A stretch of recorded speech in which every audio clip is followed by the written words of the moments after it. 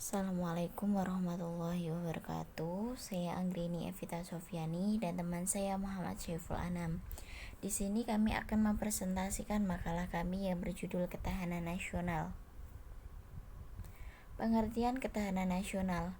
Menurut Sumarno, ketahanan nasional adalah kondisi dinamika bangsa yang meliputi segenap aspek kehidupan nasional yang terintegrasi. Menurut Harjo Mataram, ketahanan nasional adalah keuletan dan daya tahan suatu bangsa untuk mengembangkan kekuatan nasional dalam menghadapi segala tantangan dan ancaman, dari dalam ataupun luar, langsung atau tidak langsung, dan bisa membahayakan kehidupan nasional. Dari pendapat para ahli tersebut, dapat ditarik kesimpulan bahwa ketahanan nasional adalah kemampuan suatu negara untuk mempertahankan integritas, identitas, serta kelangsungan kehidupan bernegara yang terhimpun dalam kekuatan nasional yang untuk menghadapi segala ancaman baik dari dalam maupun luar. Sejarah Ketahanan Nasional. Gerakan G30 SPKI pada tahun 1968, pemikiran di lingkungan SSKAD tersebut dilanjutkan oleh Lemhanas, Lembaga Pertahanan Nasional.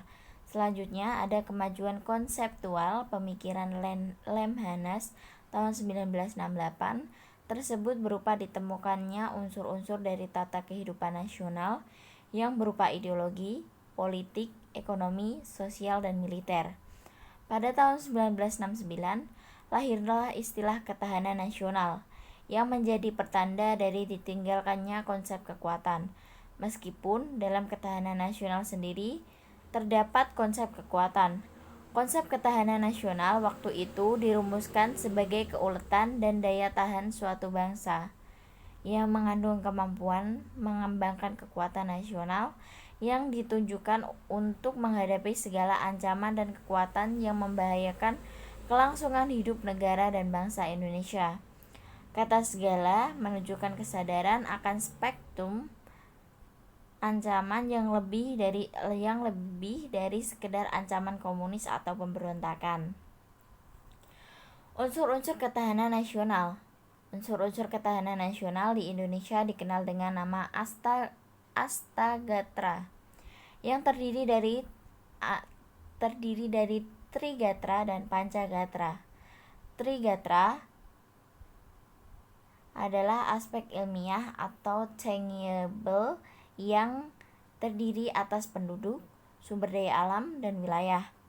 Pancagatra adalah aspek sosial atau intangible yang terdiri atas ideologi, politik, ekonomi, sosial budaya, dan pertahanan keamanan. Pendekatan Astagatra dalam mewujudkan ketahanan nasional. Astagatra merupakan gabungan antara Trigatra dan Pancagatra dalam kehidupan nasional. Unsur atau gatra penduduk. Faktor yang berkaitan dengan penduduk meliputi dua hal. Yang pertama, aspek kualitas yang mencakup tingkat pendidikan, keterampilan, etos kerja, dan kepribadian. Yang kedua, aspek kuantitas yang mencakup jumlah penduduk, pertumbuhan, persebaran, pemerataan, dan perimbangan penduduk di tiap wilayah. Unsur atau gatra wilayah. Wilayah turut menentukan kekuatan nasional negara, meliputi 1. Bentuk wilayah negara dapat berupa negara pantai, negara kepulauan, dan negara kontinental. Yang kedua, luas wilayah negara. Yang ketiga, posisi geografis, astronomis, dan geologis negara. Dan yang keempat, daya tampung wilayah negara. Ada wilayah yang habitable dan ada yang uninhabitable. Unsur atau gatra sumber daya alam meliputi 1. Potensi sumber daya alam. Wilayah yang bersangkutan mencakup sumber daya alam hewani, nabati, dan tambang. Yang kedua, kemampuan mengeksplorasi sumber daya alam. Yang ketiga, pemanfaatan sumber daya alam dengan memperhitungkan masa depan dan lingkungan hidup. Dan yang keempat, kontrol atas sumber daya alam. Unsur atau gatra di bidang ideologi. Ideologi adalah seperangkat gagasan, ide dari sebuah masyarakat tentang kebaikan bersama yang dirumuskan dalam bentuk tujuan yang harus dicapai dan cara-cara yang digunakan untuk mencapai tujuan itu. Fungsi pokok ideologi dalam mendukung ketahanan nasional yaitu sebagai tujuan atau cita-cita dari kelompok masyarakat yang bersangkutan, sebagai sarana pemersatu dari masyarakat yang bersangkutan. Unsur atau gatra di bidang politik. Politik penyelenggaraan negara dapat ditinjau dari beberapa aspek, yaitu 1. Sistem politik yang dipakai, yaitu apakah sistem demokrasi atau non-demokrasi. Yang kedua, sistem pemerintahan yang dijalankan, apakah sistem presidensil atau parlementer. Yang ketiga, bentuk pemerintahan yang dipilih, apakah republik atau kerajaan. Dan yang keempat, susunan negara yang dibentuk, apakah sebuah negara kesatuan atau negara serikat.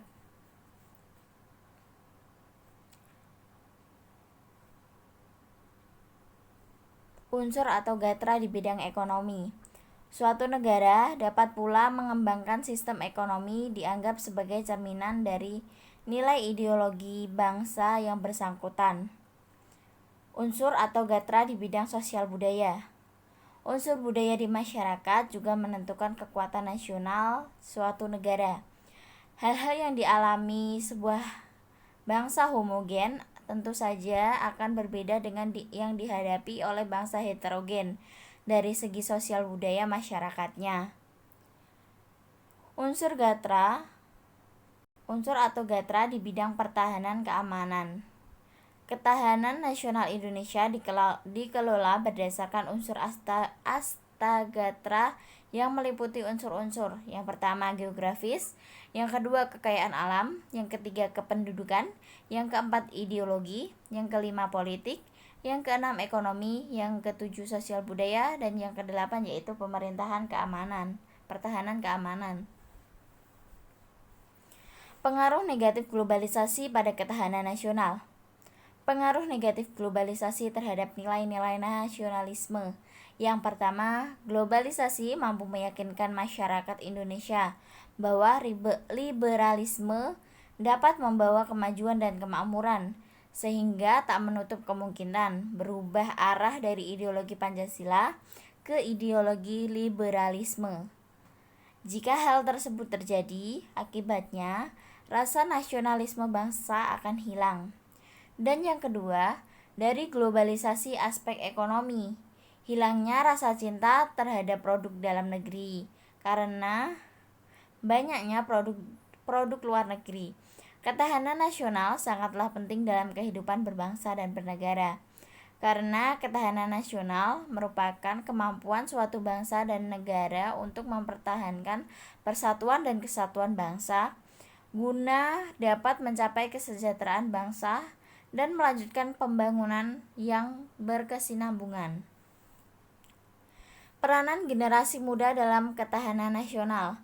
Pemerintah, masyarakat, generasi tua, wanita, pemuda, dan sebagainya memiliki peranan vital di masing-masing bidangnya. Namun, pemuda yang memiliki batasan produktif dalam berkarya memiliki posisi yang penting. Dalam konstruksi pemuda, posisi generasi muda lebih sebagai subjek dibanding sebagai objek, dan pada tingkat tertentu berperan secara aktif, produktif dalam membangun jati diri secara bertanggung jawab dan efektif. Artinya, kalaupun masih banyak pemuda yang berposisi sebagai objek pembangunan, maka harus terjadi perubahan paradigma sehingga posisi mereka sebagai objek bisa berubah dengan memberdayakan diri dan kesadaran berkarya. Dengan demikian, pemuda tidak hanya memiliki tantangan terhadap diri sendiri, yaitu melihat dirinya sebagai objek pembangunan, tetapi tantangan luar menghampiri seluruh bangsa. Kesadaran untuk menjadi objek sangat perlu dihayati